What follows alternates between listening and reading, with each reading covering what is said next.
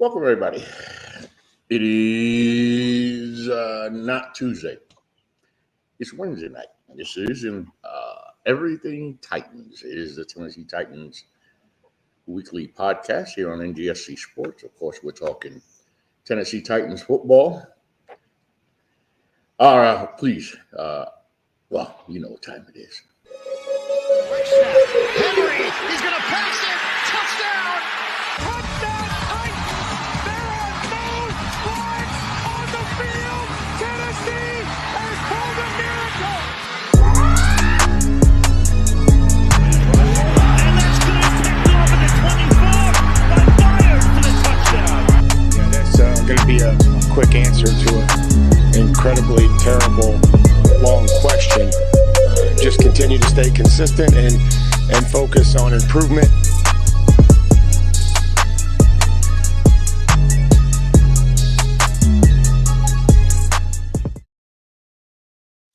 Welcome, everybody. Real quick, of course, remember the website. It is NGSCsports.com, where you catch all of your current content. It is bowl season in NCAA football. Tomorrow, Bradley Lewis Walker and Bobby Carter will be at, I think I said his name right, Bobby Carter will be in Boca Raton, Florida for the Boca Raton Bowl.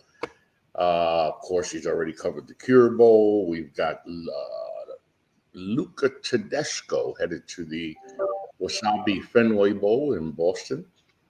Of course, cousin Alton Barry will be in the NRG for the Texas Bowl in Houston. From the other places will be that. Of course, Mike Drakelis gives us against all odds the NFL and NCAA picks that he makes every week with his dad. Brian Estrada gives us NFL news. Are the Eagles in panic mode? You might want to touch on that, even though it's a Titan show. And John Doucette gives us a look at SMU, headed to the Wasabi Fenway Bowl, all that and more on NGSCsports.com, where we never stop. Please remember us on Facebook at NGSC Sports. Twitter, I'll never call it X, at NGSC Sports. And YouTube, you guessed it, at NGSC Sports. Hey, don't forget when you're on that YouTube, all right? Subscribe. Wow. So where the hell do we start? I'll tell you where I start. It is the first quarter of the Texans-Titans game. Of course, the Titans were in there. Oh, by the way, welcome to those who are with us to the show. You got comments, questions, you want to talk shit. That's what this is all about anyway, right? So we go to the first quarter, right? It's 6-0 Titans, second quarter. The Titans start out with somewhere along the lines of 125 yards of total offense. And somebody hijacked the offense after that. I don't know what the hell happened. By the way, you guys go to the game? Antoine went to the game. Me and Braden. Yeah. I'm sure you were having fun in the first Yeah, me quarter. and Braden. Yeah. What? So yeah, the first what? quarter. First Yeah, quarter.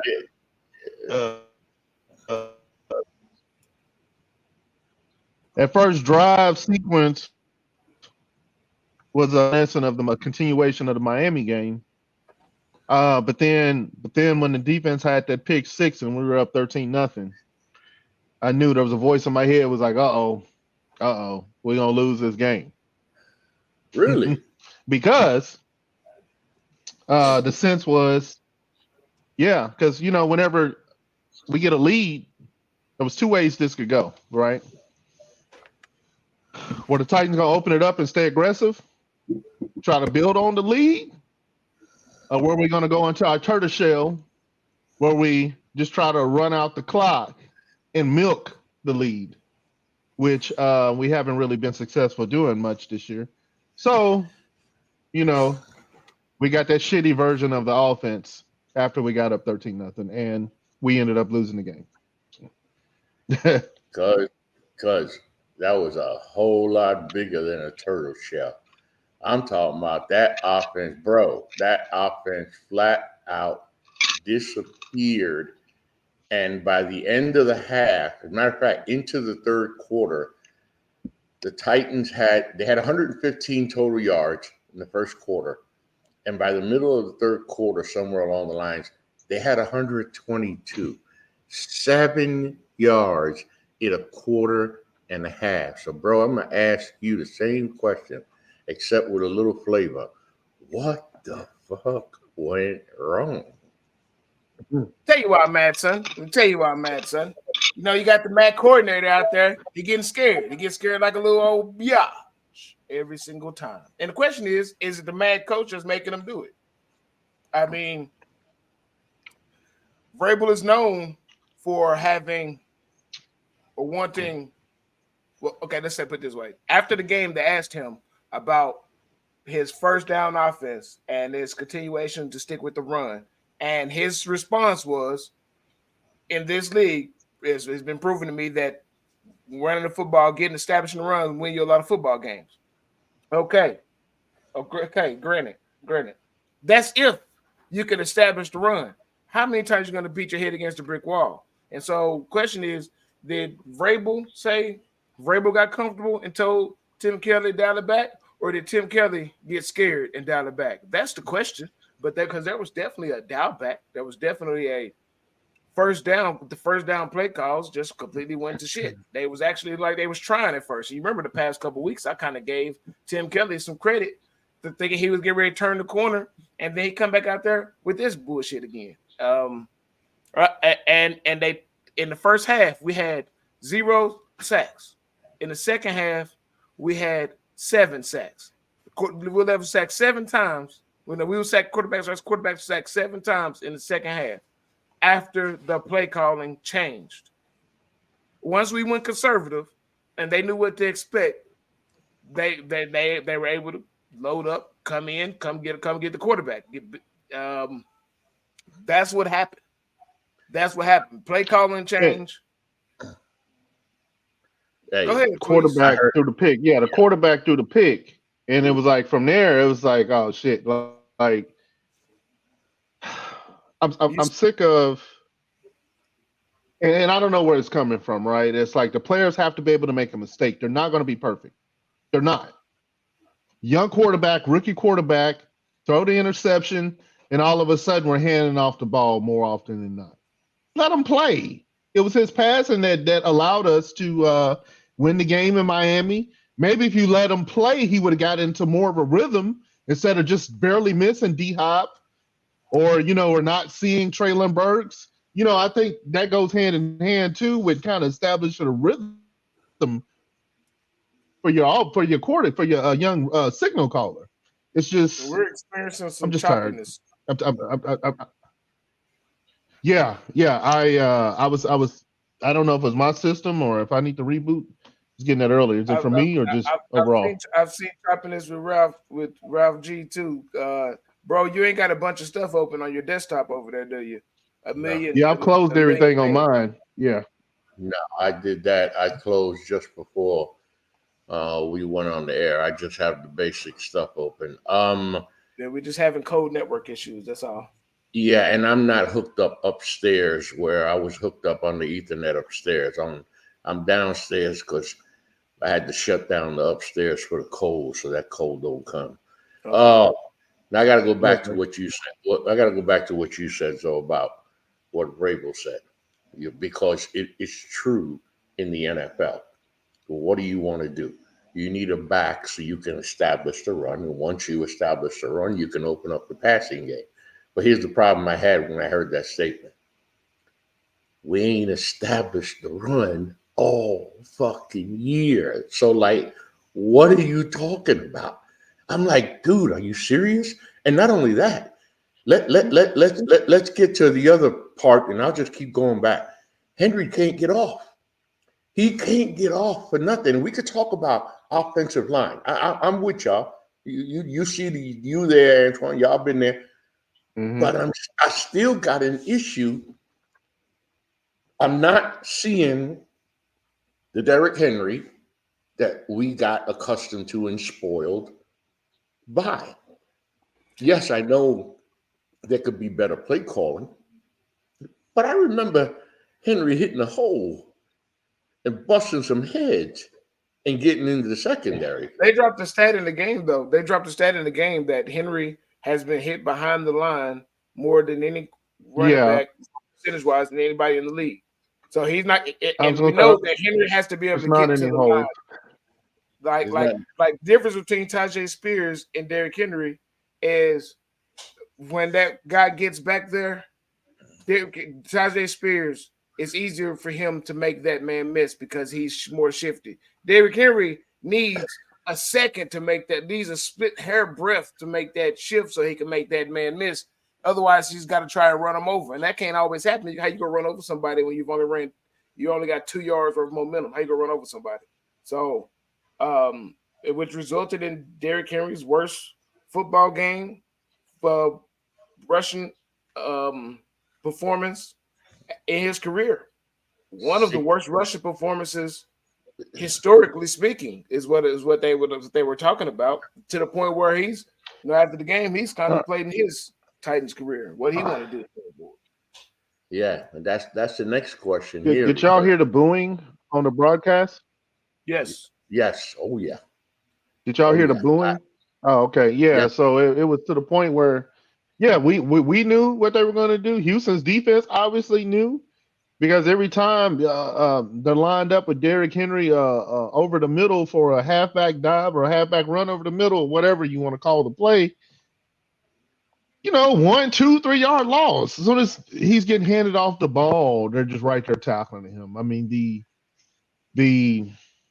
I think with this game, we know the line's terrible. The line has been terrible. They had a galvanized effort against Miami, but I guess against Houston, they just didn't bring it because they wasn't run blocking nor pass blocking particularly well. They didn't do anything well this game at all. So it was, and then with the play calling, take that run and take your halfback pitches out, please. The halfback pitch, and I thought it was just me. And I was listening to a podcast yesterday. I want to say maybe it was A to Z. And I believe they had charted the halfback tosses since Arthur Smith was here. I think maybe we've had maybe 2 successful runs using that play over the past few years. It just does not work in this offense for whatever reason. It's a negative play. It's a negative play call for loss of yards more often than not.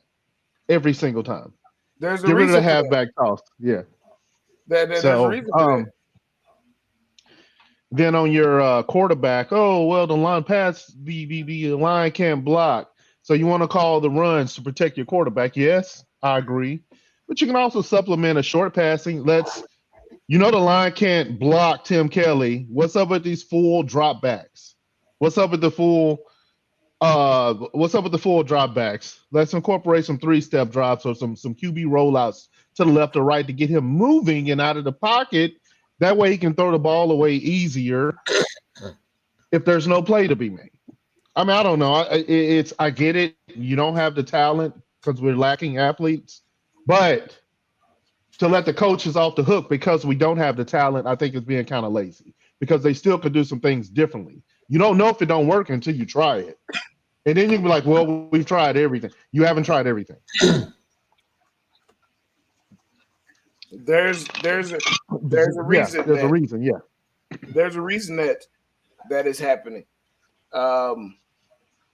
When your offensive passing game is predictable and you don't have your blocking, both pass blocking and run blocking is shaky, and you don't have receivers that that you can threat that are serious threat outside of D-Hop. And you call your plays in a certain way, every single time you call that type of play, it's predictable. And not only, it's okay if your offense is predictable. Like Vrabel has gotten too comfortable in the cocky way he was able to be during those couple of years. Hey, yes, you know we're running. You know we're finna come and jam it right down your throat. We're finna be a physical team. You know exactly what we're gonna do. Can you stop it? Well, if they know what you're gonna do and they know they can stop it, nobody feels any type of threat there. And that's what's occurred. We're no longer that we can't keep going down the road of, you know what we're gonna do. Can you stop it? No, we need to get more creative so that they don't know what we're gonna do. So because we don't have the players to just shove it down their throat. And that's a reflection of the coaching staff. That's a reflection of the play calling. That is a reflection of not knowing how to utilize what you do have to their strengths and how to mitigate weaknesses. Now, this was a Houston Texans team that left C.J. Stroud back in Houston in the concussion protocol. They did Another not. backup quarterback. They didn't have Nico Collins. They didn't have their right tackle George Fant. They didn't have two defensive starters, including the number 3 overall pick, Will Anderson Jr. And I'm like, yo, y'all making them look like ballers out here. And then the thing is, and you was there, Antoine. Here's what I was curious about. I started watching. First of all, much props to D'Amico Ryans, okay? Let's give the man credit where credit is due. The Houston Texans are within a game of ending a playoff drought and making the playoffs. And I was looking and I was wondering how it looked from inside the stadium. He had that team fired up. You think about it. They went down 13-0 on that pick six. It's at that point. You're thinking, well, the Texans are missing all these dudes, man. So shit, like you said earlier, Antoine, here's the time to go blow the game. And it should be a blowout. It should be a blowout. No, nowhere near a close game. But the way we called it, we're calling it. It was almost like I was like, damn, he's calling this game to lose it. That's what it felt like. I don't know. Call it what you want. Playing not to win, playing not to lose, or whatever instead of playing to win, whatever you want to call it. He was clear. He was clearly calling the plays with no intention of winning this game. That's how it felt. That's how it felt. That's how it felt. And it was cold. Well, it's getting cooler because the temperature was dropping, and I'm like, I was appropriately dressed, but still, you're just out there, my back was hurting. Asking yourself, what the fuck am I doing out here watching this? Exactly. Like it was almost like what the hell did we win in Miami for? It was pointless. Now that victory is pointless. It served no purpose. It served absolutely no purpose now. Nothing. You could beat Miami minus Tyreek Hill, which still it was an accomplishment in itself. But this is the Texans where they got key players, including your rookie quarterback, and you couldn't do nothing. But it still goes back to that. We lose to teams that play their backup QBs. We always have under Vrabel. And I'm pissed off about it. We keep losing, right? We keep losing the backup quarterbacks. Why?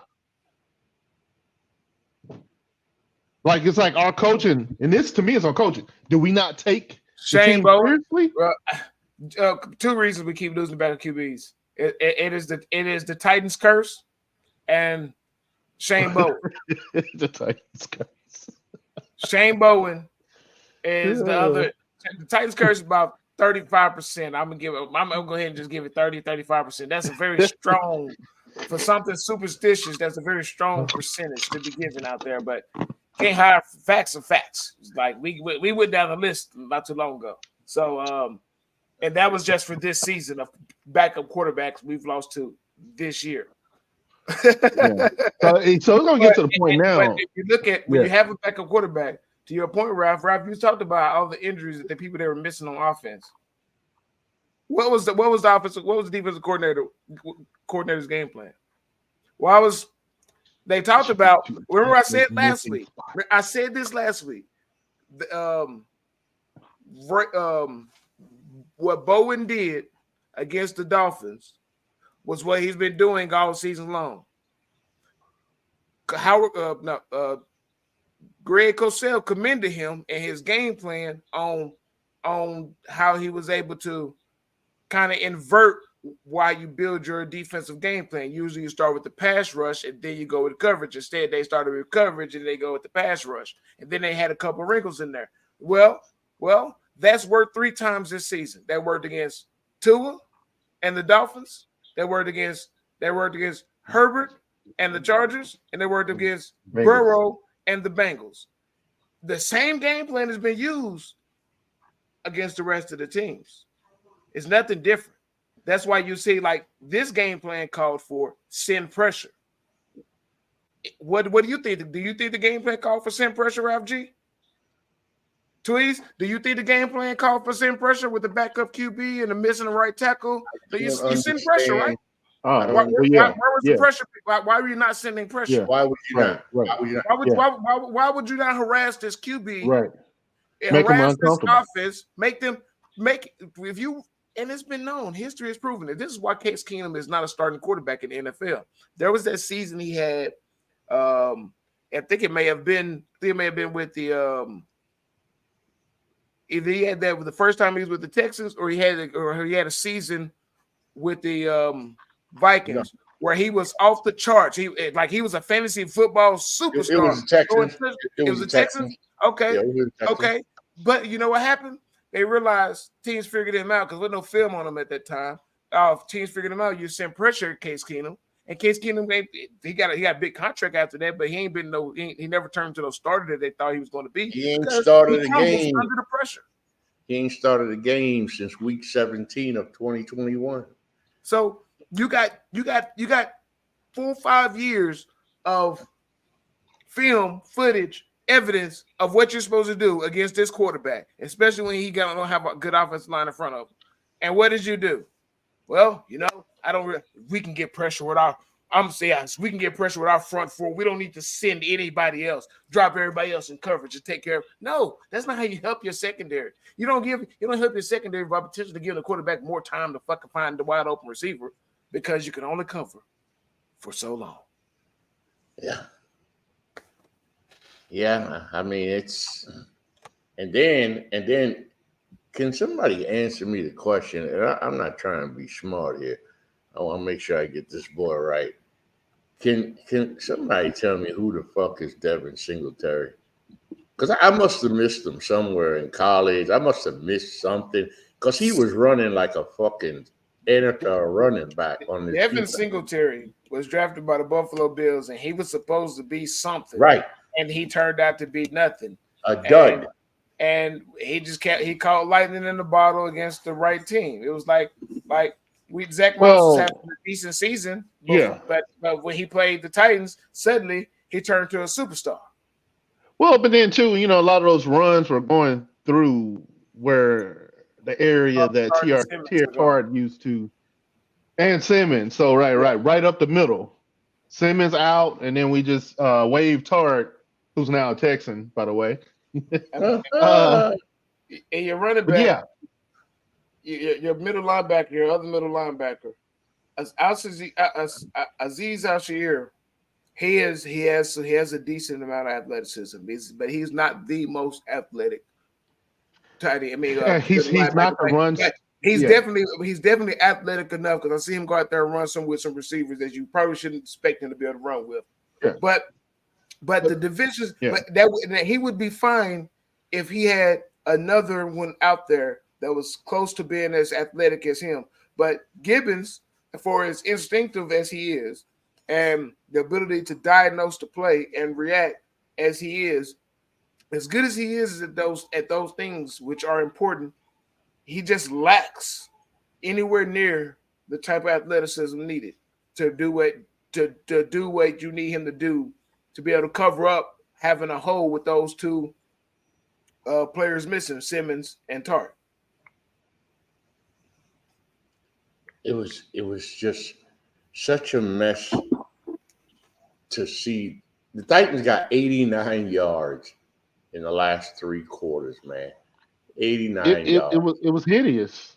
It was hideous. It was like run, pass, run, and then when we did pass on first down, irrespective of the if it was successful or not, then it was immediately run on second and long. And then we're forced into third and long when obviously the defense knows we have to pass. It was just, again, the play calling, and then with the situation, just thinking about it right now is giving me a headache. Just taking me back there. It's no, it yeah. is. It is. It Yeah. is.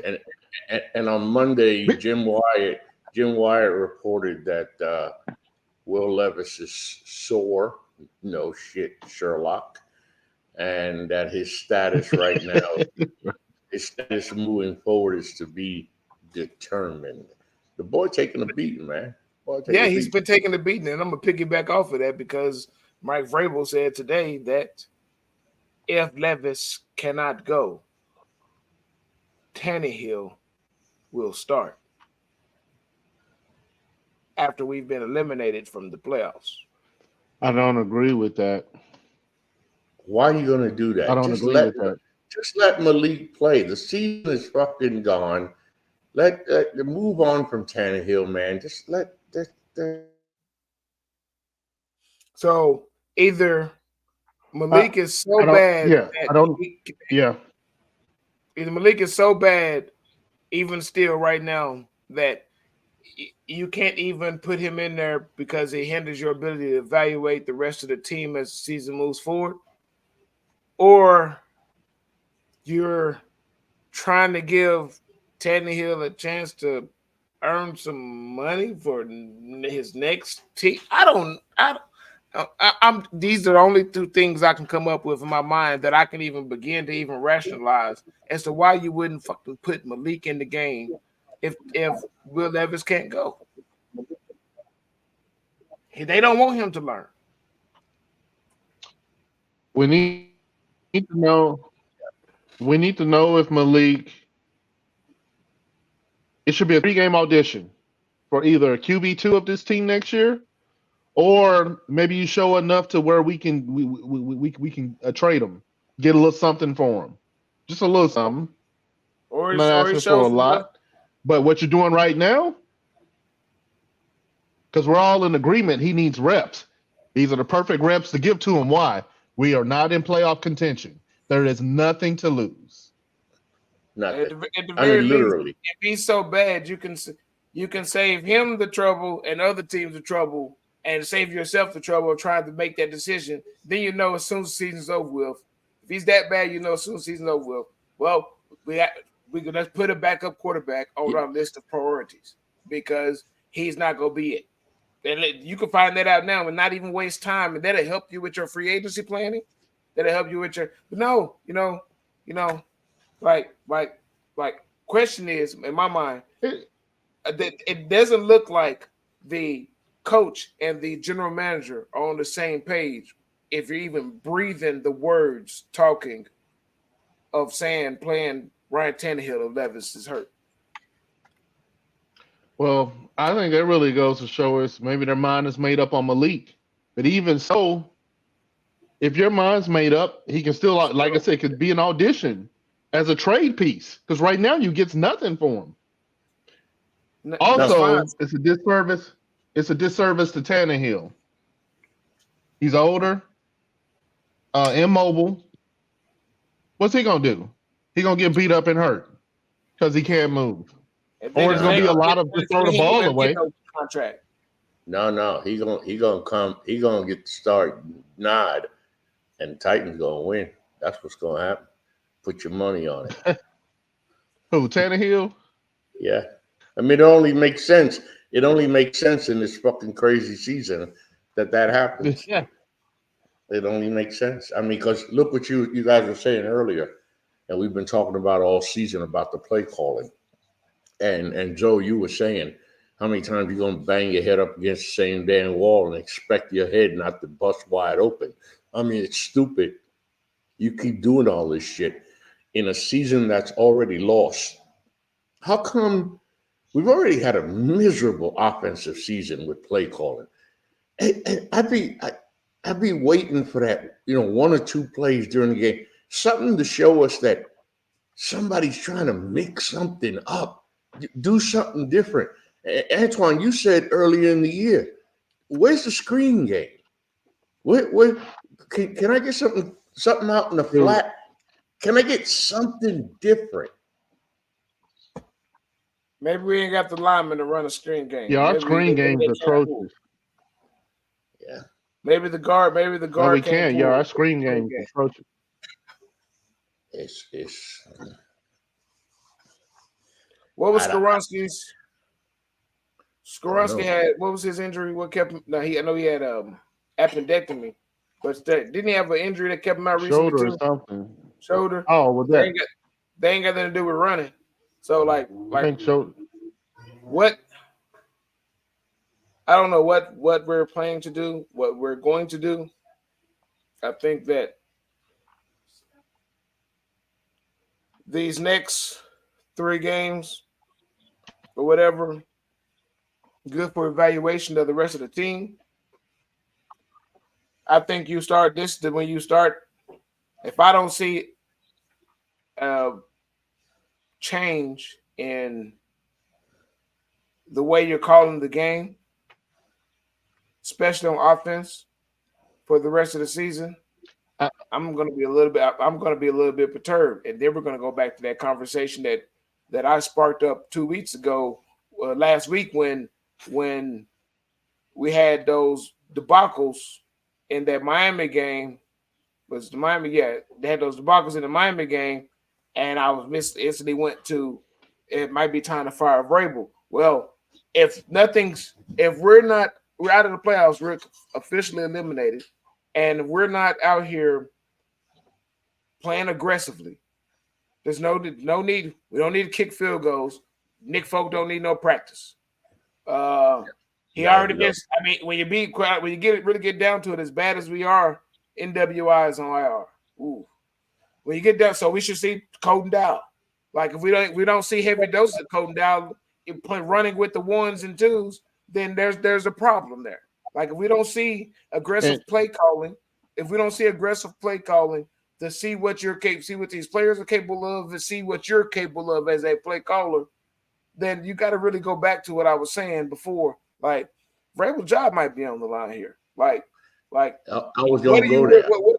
What is your direction here as a coaching staff when it comes to development? Because now you have the opportunity.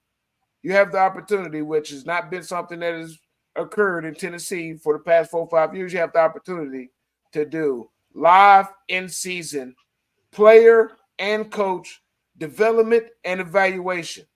It can be invaluable for the coming decisions. And what the Tannehill, you know what the Tannehill decision sounds like to me? Tannehill decision sounds like to me Vrabel is fighting for his job. It sounds like he feels like he needs to finish strong. To even be thinking about putting Tannehill, this other thought just really came to mind. To even feel like Tannehill, you need to put Tannehill in the game when you've already been eliminated from the playoffs and you know you need to rebuild and you got holes all over your roster, then you must be thinking that I need to finish strong so that I don't get fired. Because really the perfect thing for the growth and development of this team is playing Malik. I got to do this. What do y'all think? It ain't got, hold on. I just got to do something real quick. I got to show something real quick. Only because in the midst of all this depression called the Tennessee Titans, I just happened to run across a picture that, for me is just one of the greatest things that's ever happened I ever saw in my life. Not Starks. What? The dunk, the 1993 NBA playoffs when John Starks took off, and I'm like, what are you finna do? Oh, boom, man, that was just okay. Stop that. What do we think, man? Yeah, NWI. Here's what I think. He's on IR now. Yeah, he's on IR too. Yeah. Here's what I think. Okay. As a fan, I have no interest in watching a Ryan Tannehill at this stage. Tannehill led offense. So I have no interest in going to those games or wanting to watch those games. I will watch them for the sake of this podcast, but I will not be in attendance at the stadium. By the way, have y'all noticed? Hold up. Have y'all noticed? Because the wife asked me, boy, they trying to sell them tickets real bad. Hell, that's your little brother and your cousin. Why don't you just take the motherfuckers and go to the game? You think I want to drive all the way to fucking Nashville to see this shit? Are you out your damn mind? Hell no. We hadn't even asked you, Ralph. Yeah, you would have. We figured you would have asked for him if you wanted to go. Right. Yeah, Exactly. we know that. Yeah, exactly. That's what she said. But, you could just get them from. I know this. You think come on? I'm having a hard enough time. I thought I had one person that was for sure going to be able to buy the tickets, and they said that I don't go to the games of the Titans and at least in playoff contention. I'm like, oh fuck. So I'm having a hard enough time watching them on TV. I'm gonna drive to Nashville in this weather and go see them. yeah, it's tough watching on TV because I could be doing some other shit for these 3 hours. All right. The other thought about Tannehill, though, if, like you said, Zoe, about talent evaluation, if you feel that he gives you the best chance to evaluate your pass catching, I guess whether it's Colton Dowell or whoever else we're going to put out there, then yes, start Tannehill if you feel like Malik's not going to be able to get them the ball. That's the only. That's the only thing I can come up with. That's the only thing that we can agree upon there. Yeah. So that's the only thing I can come up with. Because other than that, I have no interest. Like I said, I do not want to see a Ryan Tannehill led offense. And the fact that they got it, and the fact that you got to admit, guys, that if you're a coach, man, if you're an offensive coach, the head coach, the offensive coordinator, from what you've seen of Malik Willis, don't it kind of worry you that it's already been bad enough this year? I just can't trust the kid to move the offense. I mean, I don't think he's got the situation he was put in against the Ravens. I mean, that's not enough. I don't think it's enough because he showed us flashes in preseason. No, he's not. I mean, he's shown he can move the offense. It's just he's not moving the offense the way that they want him to move the offense. Okay. He's doing it more so with his legs than with his arm. But he's, at least in preseason, he's shown he can move the offense. And ain't that a bitch? Because as a fan, I really don't give a shit how you move the fucking offense as long as it moves, right? The idea is to move it from this side of the field to this side of the field. I don't care how you get there. Just get there. And with this line not able to run block or pass block, Malik Willis is your best chance. I'm sorry. Right now, back there. At least you know he can take off and run. He'll juke a couple people. He can run for his life. That's a fact. Let him run for his life. Let him go out there, and if we know the offense that bad, we know the line's that bad. Let him go out there and run for his life. And maybe if you let him run for his life, he'll almost like shelf Levis. If Levis has got a high ankle sprain, don't even bring him back out there the rest of the season. Because we don't want anything. Games, yes, I'd like to have no surgery. Development. Yeah. He got a whole offseason to go in as the number one, and it won't be none of what he went through last year to be a completely different entry. Let Malik go out there, and maybe at the very least he learns a lesson out there that hey, if I don't figure out how to let go of this ball, I'm gonna get the shit knocked out of me. Well, or we might be like, oh, this kid can ball now that he's actually letting the ball go. Then we don't know. That leads me to the big question that was brought up briefly. That's Rabel's job. Because I'm telling y'all right now, in the NFL world, the way the NFL works, Mike Rabel's job is in trouble. And I thought you said it was safe 2 weeks ago. You think so? But great. So we're going safe. I only told you what they said. I didn't say shit. I'm just telling you what the buzz is going on inside the building. Yo, in the NFL world, when your team's playing like this, you get fired. And not only that, you got a new GM who kept you on. You don't think Rand Carthon's thinking like any new GM thinking, okay, I gave this guy his first year, this shit ain't working out. I'm gonna have to get my own guy. Because here's the thing. Up 13-0 at home on Houston, we have no business losing that game. You got no business losing. None. So it was embarrassing. It was embarrassing, y'all. It was embarrassing.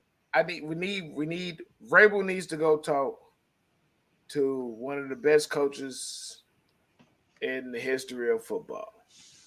And we're not talking about Bill Belichick. He needs to go talk to Nick Saban. Because one thing about Nick Saban as a coach, he had a philosophy. He has a strong will. He has a stubbornness about him. He has a way. But he also has been willing to adapt over the years. The Alabama offense that we know today that can be potentially potent is not the Alabama offense that he won his first 3, 4, 5 championships with. But he had to change over the times. You know what he did? He's like, you know what? Let me change my offensive coordinator game up. Let me bring in a Lane Kiffin. Let me bring in a Steve Sarkisian. Let me bring in some of these other guys to show me. Let me bring these guys in. I help them rehab their careers, and I get to learn some new tricks and get more comfortable with this new style of offense that is being played in today's modern NFL. And Vrabel can't be, and this is my hope. This is what we have to hope for. Vrabel is only what? Is he even 50? Like Vrabel's like, how old is Vrabel? I'll look him up. Go ahead. Continue your thought. Vrabel is he's not an old coach with so many years of experience that he should be so stuck to a certain style of play. Yes, 48. Vrabel is right. 48. Yes, 48. Vrabel is right. Vrabel is right. Establishing a run can win you a lot of games in the NFL. Yes, but if you can't establish a run, is that the only way to win?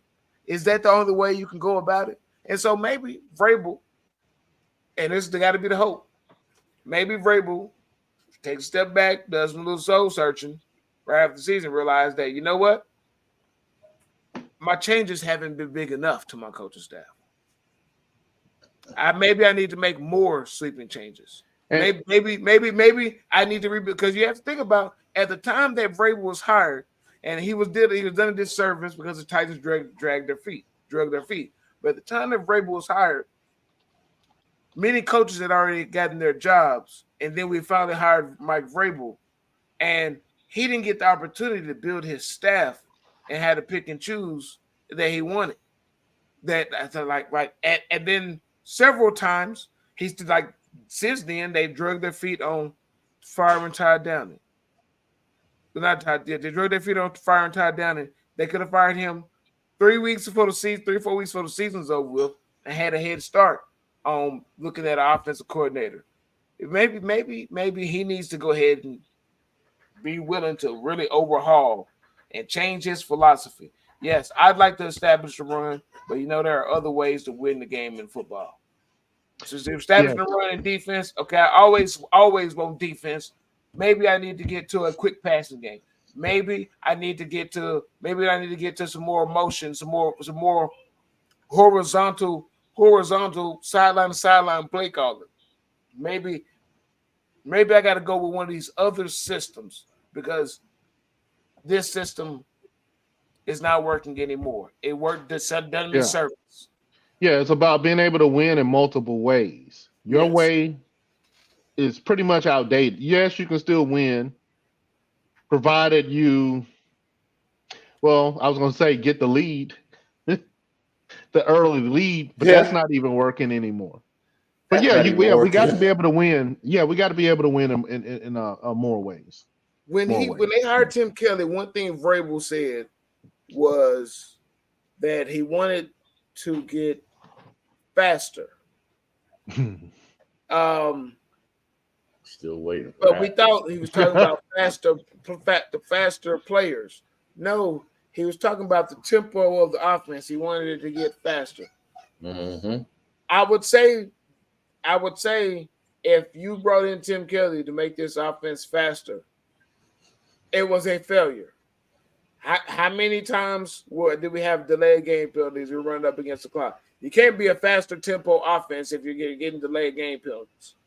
You can't. I understand we've had some procedural penalties, that a lot of procedural penalties, dealing false start ratings, but we can't. That's my train of thought.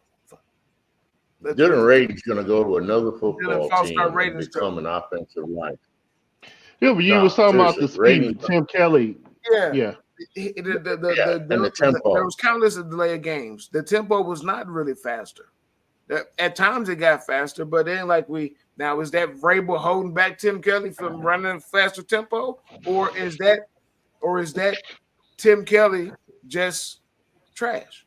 Not really, but either way it go, the offense, the tempo of the offense did get faster. What we really need is faster, more athletic players, but we also do need to be able to go faster.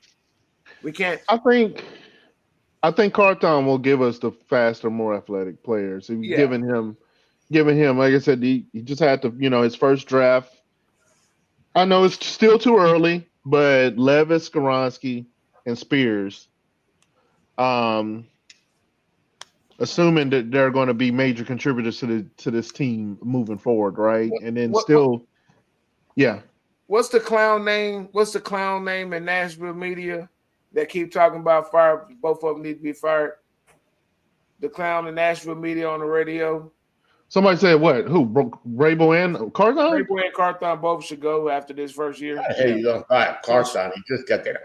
Cool. Yes. I didn't hear that. Oh, yes. That sounds like some shit Jared Stillman would say. Yes. I was just going to say that. Yes. Send them to Jacksonville with the clown face mask. I can see Vrabel being fired but why Carthon? Why it makes no sense. You want to blame him for free agency in which we didn't have anything to spend? Nothing. And plus, let's be honest. Offensive line. Al-Shaair is a starter. He's not the run stuffer that David Long Jr. is, but he's still a starting caliber. Sean Murphy Button. No, he's been playing. Has been playing because he missed on.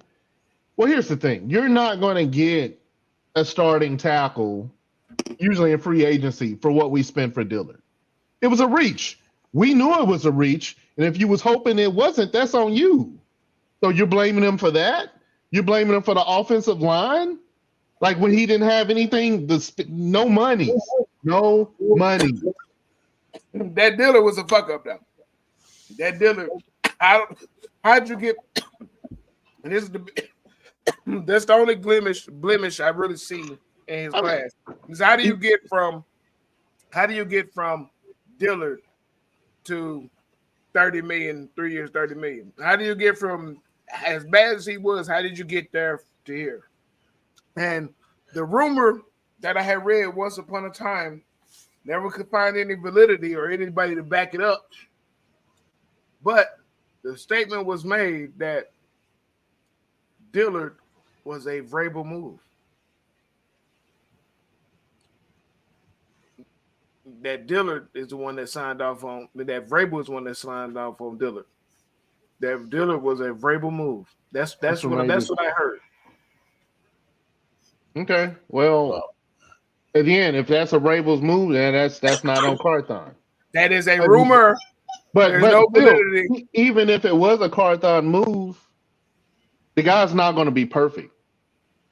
You cannot judge, like I said, the guy for his first year in with all of the holes we had on the roster. I think the draft was fine. His draft was fine. But here's the details from A to Z Sports of this the Dillard signing. So the guy got how this is worded is confusing. Is it 13 million or 10 million he got? I know they worded it real bad. He got a base salary of 29, 13 or 10 million. 10 million was fully guaranteed, basically. 10 million is fully guaranteed, and he got some more money still coming after he leaves. He got a $6 million signing bonus. These guys these guys, him and Raiden's going to go to other football teams and become all pros. We gave him that, but we couldn't pay George Fant. Now that, yeah, right, yeah, would have liked to have, yeah. Makes no sense. George Fant could be filling in at left tackle for us right now. Mm-hmm. Yeah, I don't understand how we let Fant go or not sign Fant unless there was a preference for Dillard because for whatever reason. Yeah, but bad. Yeah.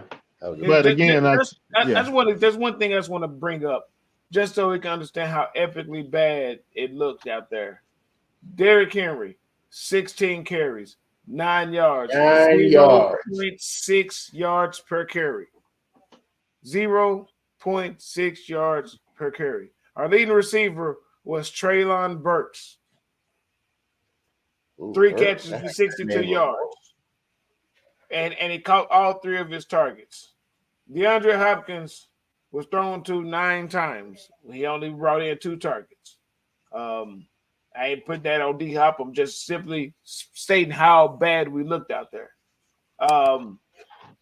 And against a backup quarterback with a hampered offensive line and a team that's missing their top 2 wideouts and their top running back, this defense had a total of 4 sacks. So we had 6 pass deflections. We had 6 QB hits. Should have been 8 sacks. Should have been 12 QB hits. The QB should have been under duress all game long. You shouldn't be able to have Noah Brown catching 8 catches for 82 yards, 11. There should have been enough time for Noah Brown to get open like that. There shouldn't have been enough time. Quarterback should have been running for his life. Like Case Keenum. Here's how much he was not running for his life. He only had 2 carries. He should have been running for his life so much that we only would have had 8 sacks because he avoided 6 of them and got a couple of yards. We didn't even pressure this man out the pocket to run the ball. That's how trash we were on the overall all around. And when it still boils down to it, and I know we love Nick Folk, when it boils down all to it, we're in this position because we've lost 2 games. The last 2 losses we've lost because we couldn't hit an extra point. For all this wonderful kicking and field goal, missed 2 extra points. I ain't giving no excuse this time. Well, here's my thought to that, my counter to that. I'm tired of our play style being to where we got to kick field goal. A missed field goal or a missed extra point dooms us. The kicker has to be perfect. I'm sick of us playing that way. This is true too. But extra points, you've missed. That's 2 extra points. That's 2 extra points in 3 weeks. Yeah. No, yeah, I hear you, but it was moved back for this reason. He's missed 3 or 4 on the season. This is what the Patriots. The primary reason the Patriots got rid of him wasn't because he wasn't kicking enough touchbacks, because he was missing extra points. He was missing extra points, which is the exact thing he's coming here and done for us. Even though he's been our offensive MVP, really. Except no, he hasn't. I'm not gonna do D-Hop like that, but he's definitely scored more points than anybody else. I will. Not doing D-Hop, but damn, the most exciting thing this season has been Nick Folk overall. It's been bad. I mean, on offense. I mean, what the hell else you got to get excited for? And now Westbrook-Akine is hurt. He's out. So then what? We got 3 games left, y'all. That's good. Are we gonna see some more Cal Phillips? Are we gonna see some Code down? Yeah. We got to see Code down. That's why I'm good. The NWI is gone. We got to get NWI. As long as NWI is our second best wide receiver, we are not going to go anywhere. No offense to NWI. No. He's worked really hard, and I appreciate his effort. I'd like to keep NWI around as a number 4. And maybe a number 3 if we're dealing with some injuries. So, Nick, you got the message? Joe would like to keep you around, but he'd like to demote your ass, okay? Got the message. All right. Yes. We need to see Coach Dow. In fact, I almost don't even need to see Chris Moore, but we ain't got no bodies. Chris Moore, I want to keep Chris Moore around. I like to see Chris Moore stay around with somebody who actually going to call some fucking plays to throw it to him. He makes an impact catch or two each game. Yeah. Every game. Johnny on the spot, like right when you need him, like for a big first down. It's like, there you go. There's the Chris Moore sign. We'd like to see it, but it's the nature of offense, right? Yeah, but he's, definitely want him back. So D-Hop and Chris Moore definitely need him back. Go ahead, go. I was gonna say before we go into this close up, I know we hadn't really talked about this, so we're gonna go ahead and talk about it directly on air, and just so they can know. I really think that at this point, the Titans are eliminated. This needs to be our last show for this part of the calendar year. At the end of the show, we need to wish all of our fans and all of our fellow Titans fans a Merry Christmas and Happy New Year and Hanukkah and whatever holidays you may celebrate, and come back after the new year with a wrap up on how the season ended up, and then the following week after that, get us a good off-season kickoff evaluation type show, just like where do we stand, what players do we want to keep, what's coming up that we could potentially go after, and then maybe do some specials later on, when like a free agency special and a draft special. I like the sound of that. So that means that we'll be back after this show Tuesday, January the 9th, where we will wrap up the season, the Tennessee Titans season. After that, like Zoe said, he's already got it planned. It makes my job a whole lot easier. So this is the point where I guess we go around. Hey, Cuz, final thoughts. That was it. I was gonna say that's some good final thoughts right there. Right. Right. I'm speechless. Because I don't have any. I don't have any. We're repeating the same shit every week. Yeah. I mean, I would like to see some player growth or some players get the opportunity in these next few games to let us see what they got. I would like to see that, but I just. And you would think that now's the time. Now's the time. Yeah. Because I'll go before Zoe and piggyback on you. Can the 3 weeks left? We've been eliminated. Let Ryan sit down and relax, take it easy. If Levis can't go, let Malik get these games or whatever games he can get in. Get Colt Dow to get. Can you get other players? Can you change something up? Can you surprise us, even if it goes bad? Think about it. If they all of a sudden come up with this new offensive play scheme and they surprise us with a half a dozen crazy ass plays or whatever, and they have how bad can it be? It's already been bad, y'all. It ain't gonna get much worse for us. So can we try something? Joe, I can't imagine you even got one final thought, but fuck it. Final thought. It's been a long year. Man. As a Titans fan. Man. It's been a long couple years. I am eager for it to end. And so my final thought is, all of my fellow Titans fans out there, I feel your pain. We all in this together. We still go tighten up, but we need to hold this team accountable, and hopefully we see some movement. But happy holidays. Have a happy new year. Yes. And tighten up. And we're not, and take solace that we're not Cowboy fans. I mean, because I know Dallas Cowboy fans was asking themselves 100 times, how the hell did we get our ass kicked by the Seahawks after what we did to the Philadelphia? I knew they were losing to Buffalo. It's pitiful. But anyway, listen, like Zoe said, thank you for joining us this season for Titans fans. It's been a long season. It's been really long. It's been painful. We've made it through.